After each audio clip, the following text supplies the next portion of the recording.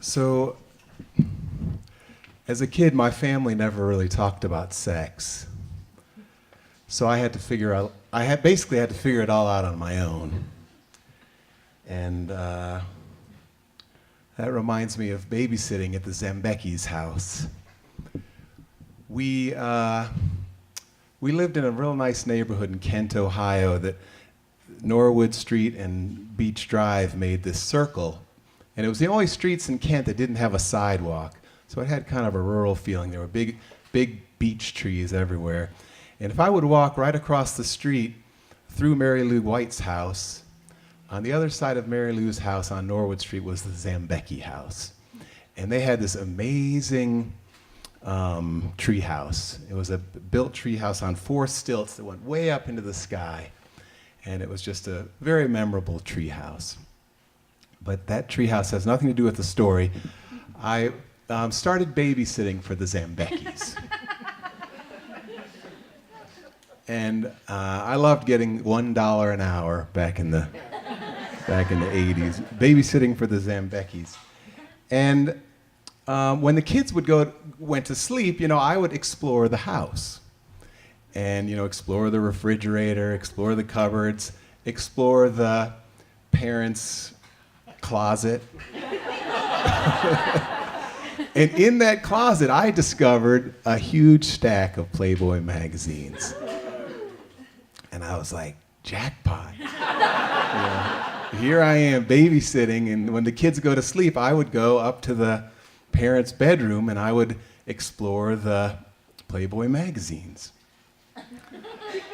So one summer, the Zambeckis went out of town for 2 weeks, and I was hired to mow their lawn for 2 times, 1 week and then the following week. So I showed up, and the next door neighbors were opening the garage to let me in the garage to get the lawnmower. And they let me in, and I knew that house very well. I had gone in and out that door many times, the garage door that went into the TV room. So I figured, I have a moment here, I'll just run up to the Zambecki's closet and grab a few Playboys and take them home for the week and then return them next week. So that's what I did. I ran up, I got a couple magazines, I slid them down my pants, and then I walked out, I came down the stairs, and I walked into the garage, and there was the next door neighbor standing there, wondering why I had been in the house. And I made up some excuse like I needed to use the bathroom or something. But it was terrifying. It's like, oh my God. But I mowed the lawn and then went home and hid the magazines under the mattress for the week in hopes that my mom wouldn't find them. Well, a week later came, and I showed up, and the next door neighbor let me in the garage.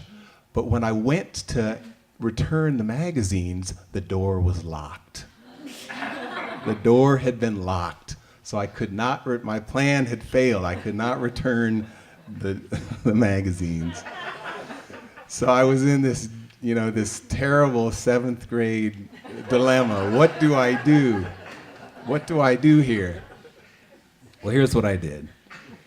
I found a bag, and I put the magazines in the bag, and I hid the bag up on a shelf in the garage, and then I wrote a note. I wrote a note to the Zambeckis. Dear Zambeckis, I'm very sorry, but here's what I did. And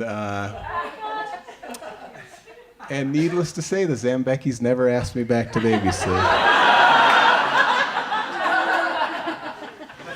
That's the story.